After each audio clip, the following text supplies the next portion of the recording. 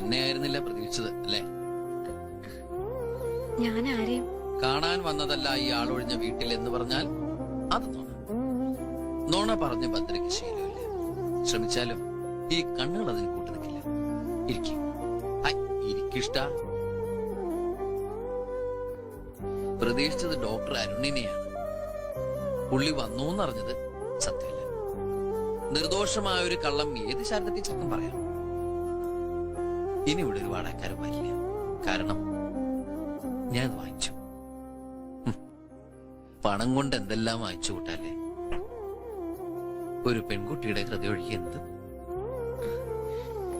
എനിക്ക് പോണം. പോവാം.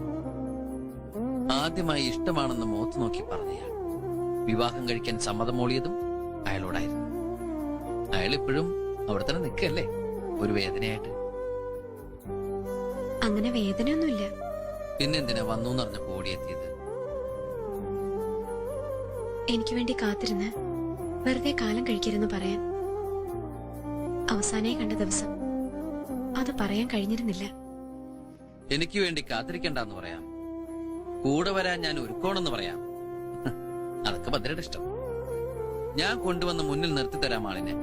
ഞാൻ എന്റെ ശ്രമം തുടങ്ങിക്കഴിഞ്ഞു. എന്തിനാ ഇങ്ങനെയൊക്കെ ബുദ്ധിമുട്ടുന്ന? ഭദ്രയ്ക്ക് വേണ്ടി. അത്രയേറെ ഇഷ്ടമാണ് ഇയാളിനെ കൂട്ടിക്കൊള്ളൂ.